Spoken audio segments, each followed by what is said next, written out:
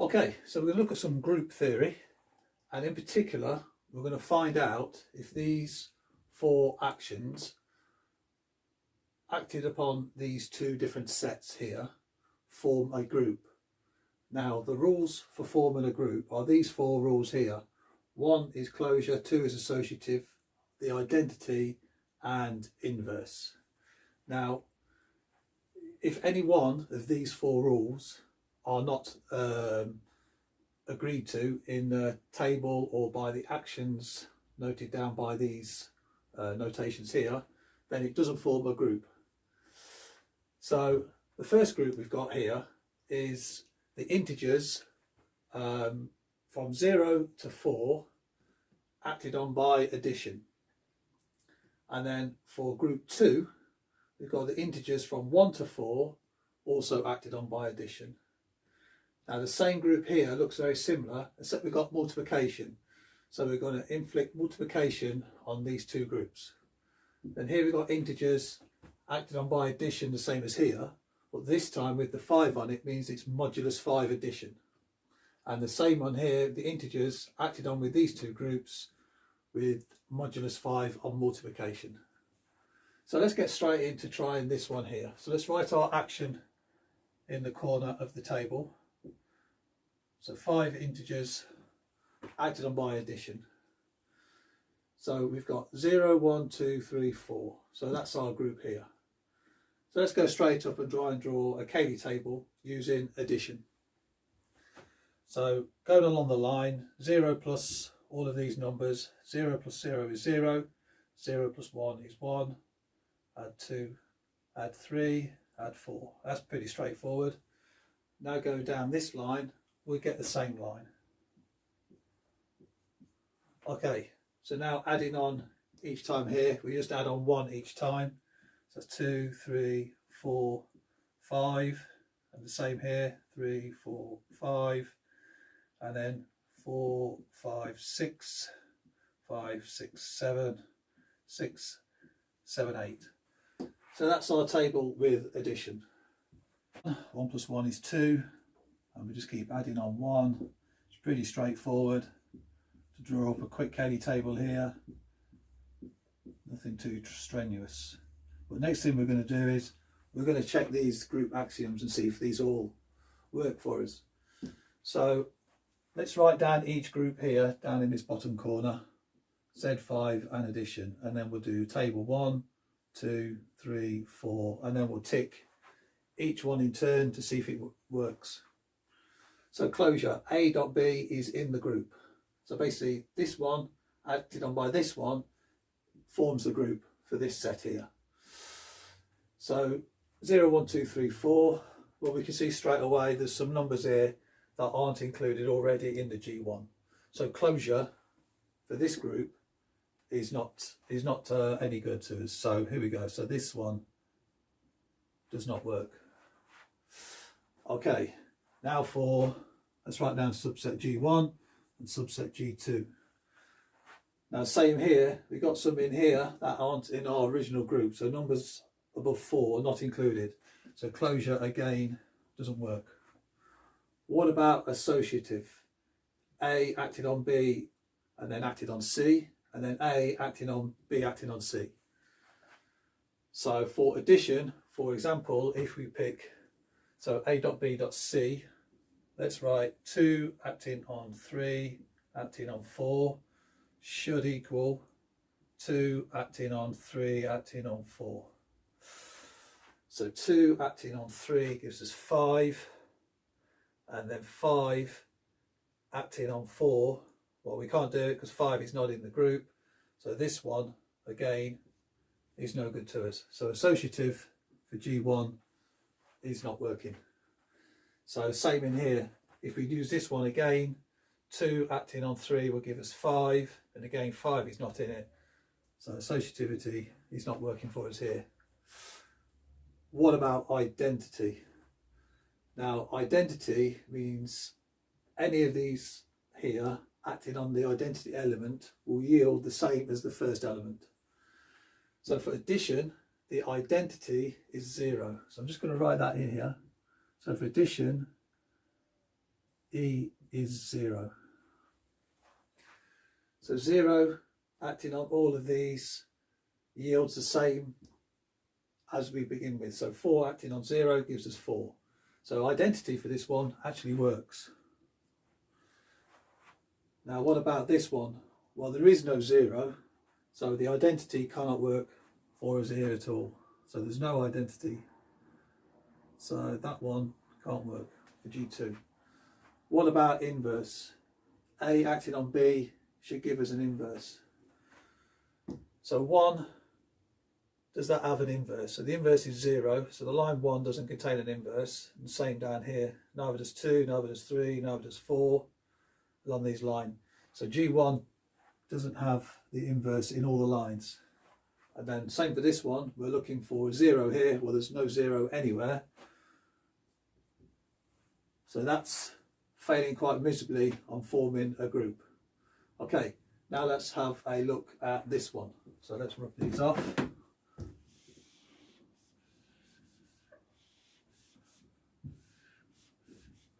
And then we'll change the action to multiplication. Okay.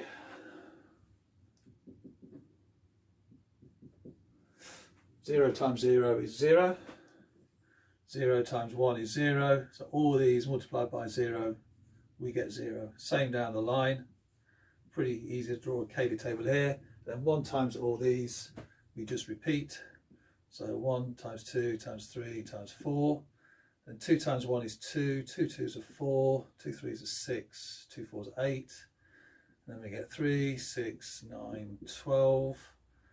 4, 8, 12, 16. Okay, so it's already not looking good for some of our axioms here already. So let's try on this one. Multiplying by 1 all along. So that one goes 2, 4, 6, 8, 3, 6, 9, 12, 4, 8, 12, 16. Okay, let's write this one in here now. Z5 under multiplication. 1, we'll leave the 1, 2, 3, 4, we've got it.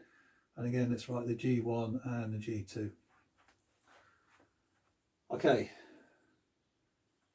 closure. A versus B is in G. So we can see here we've got 12 and 16 and so on. So closure is not working for group G1. And the same again for G2. We can see these numbers aren't invited into this group. So again, that's not working. Associative, well, we can see straight away that's not going to work. If we do 2 times 3 times 4, see if that equals 2 times 3 times 4. Well, straight away we can see these are not going to work because 2 times 3 will give us 6. 6 is not in the group, so obviously the reverse is not going to work either. So associativity for this group is not going to work, and the same here. 2 times 3 will give us 6, multiplied by 4 gives us 24. 6 times 24 we can't do. 6 is not even invited into the group. Okay, so now we look for the identity. So the identity in multiplication is 1. And then if that identity is good, it should repeat the outside line. So 1 times this line yields the same as this line here. And the same here, 1 multiplied will also yield the outside line here. So here the identity, part 3, actually works. So that's working. And then what about this one? The end identity here is 1 again for multiplication. Let's just write that in here. E equals 1. So for the line 1, the outside of the table is repeated. So the identity on here is good. And then 1, 2, 3, 4 again repeats this line here. So again on this group, the identity is good. So what about the inverse? So there should be a 1 on every line here, as 1 is the inverse for multiplication. Well, we can see we've got a 1 here, but nowhere else. So the identity here is not good. And the same here, we should have a 1 on every line. We've only got 1 here. So on here, this does not work. Okay, so we can see that these two don't form a group. So these are not groups. So they're not groups. Okay, let's have a look at this group.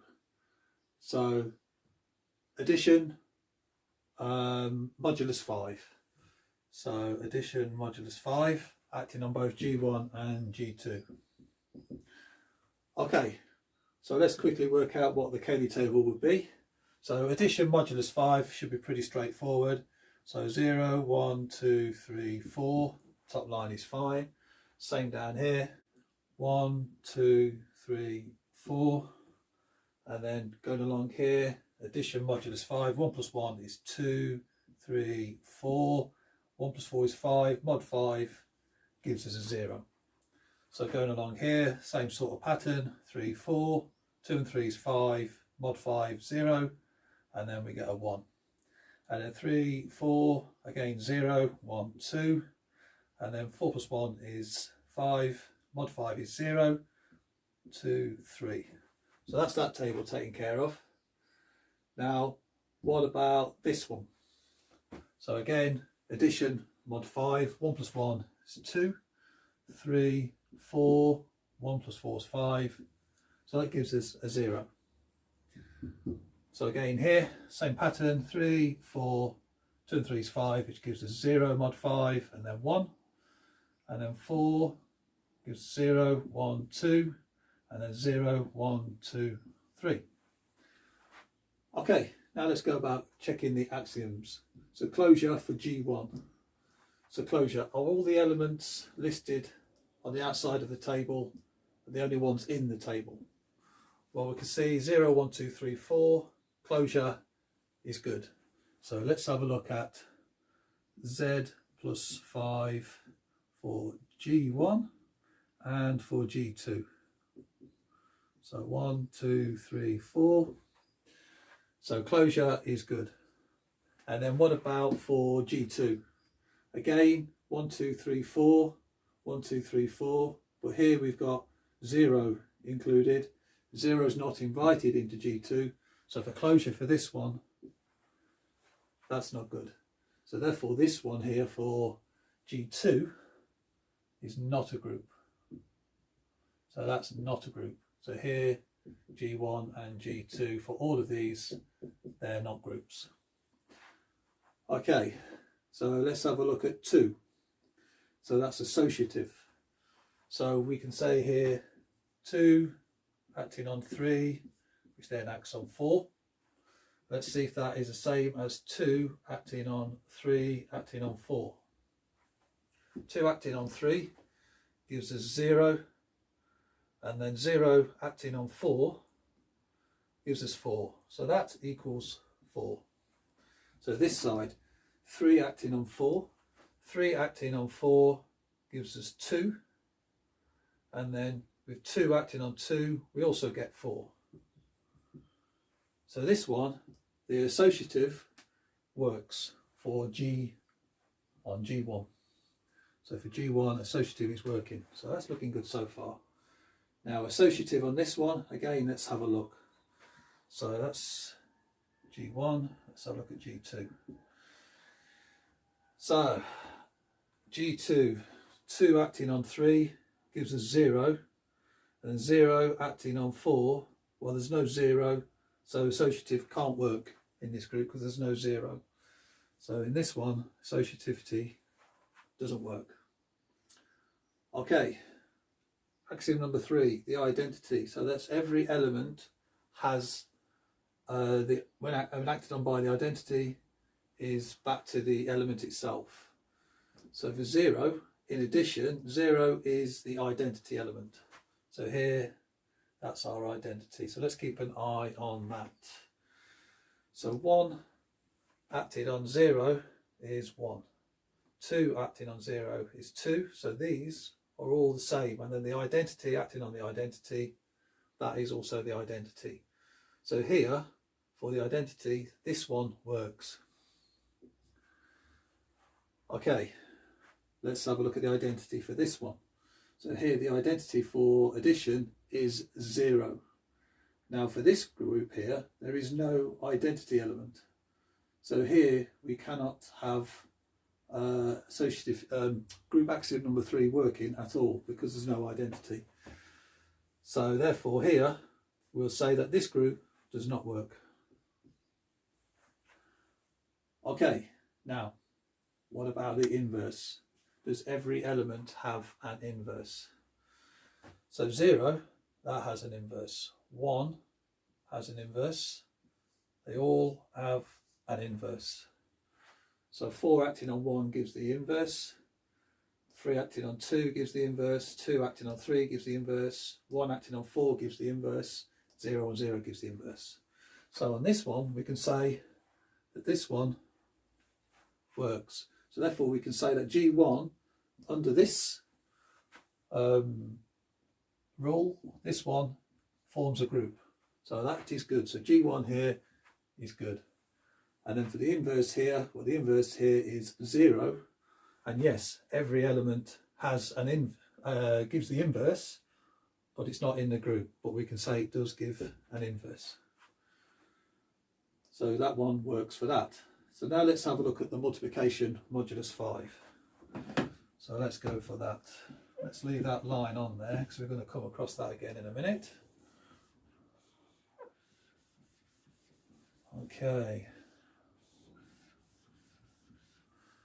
So let's take these off, and then we change the rule. Okay, so now we're a multiplication modulus 5 acting on G1 and G2. Okay, let's quick draw up the Caley table. Multiplication modulus 5. 0 times 0 is 0. 0 times 1 is also 0. And these are all 0. Same again, multiplying by 0 will always yield 0. And then 1 times 1 is 1. 1 times 2 is 2, 3 and 4. So that's all good. Now multiplying by 2 modulus 5. So it gives 2, 4, 6 will give us a 1, and 4 gives us 3. And multiplying by 3 mod 5 is 6. 3 2 is 6 gives us 1. 4 and 3 4s are 12, so that gives us a 2. So then we've got 4, 3, 2, 1. You might want to check those for yourself, but that's what we're going to go with for now. So now multiplication mod 5 for this one. So multiplying all these by 1 mod 5 obviously gives us the same, and then the same down here. And then multiplying by 2 mod 5, 2 2s are 4, 2 3s are 6, which gives us 1, 2 4s are 8, which gives us 3, 3 2s are 6, gives us 1, 3 3s are 9, gives us 4, 3 4s are 12, gives us 2, 4 1s are 4, 4 2s are 8, gives us 3, 2 and 1. Okay, now let's check the axioms under multiplication mod 5 for 1, 2, 3 and 4, and then for G1 and G2. Okay, closure. So are all the elements on the outside listed as the only elements in the table? Now we can say that that is good, and it works under this rule here for closure, but under the rule for a Caley table it wouldn't work because we've got all zeros in one line. But as all the A times B is in G, we can say that this ticks the box for closure. Okay, now what about G2 for closure? So here 1, 2, 3, 4 are the elements, and they are the only elements listed, and they also follow the rules for the Caley table. So that is good. Right, what about associativity? A times B times C is the same as A times B times C. Okay, 2 and 3 gives 4, sorry, gives 1, and then 1 acted on by 4 gives 4. So that equals 4 for G1. Okay, and then 2 acting on 3 acted on 4. 3 acting on 4 gives 2, and then 2 acting on 2 gives 4. So that equals 4. So that looks like it's okay for now. Let's have a look at this 0. This one looks like it could be a little bit tricky. 0 acting on 2 gives 0. So that gives us 0, and then a 0 acting on 4 also gives us 0. So that works that way around. What about if we have 1 acting on 0 and then acting on 4? So 1 acting on 0 is 0, 0 acting on 4 is also 0. So associativity works, although not following the rules for the Caley table. So we'll say that that one works so far. Okay, identity. Oh, sorry, we haven't done G2 yet for associativity. So 2 acting on 3 acting on 4 in this group. So 3 acting on 4 is 2, and then 2 acting on 2 is 4. So on this side it's 4. So what about the other way around? 2 acting on 3 gives us 1, and then 1 acting on 4 gives us 4. So associativity here is good for G2. Okay, let's check the identity for this group, G1. So the identity for multiplication is 1. So we need to change this arrow here. That's our identity, and it's going to be the same here. So we put the arrow there just to help us. So the identity is 1. So every element acted on by the identity will yield the element above. So 0, 1, 2, 3, 4 is repeated as the top line. So that's this line here. And then here, 0, 1, 2, 3, 4. That also mirrors this line here. So here the identity works.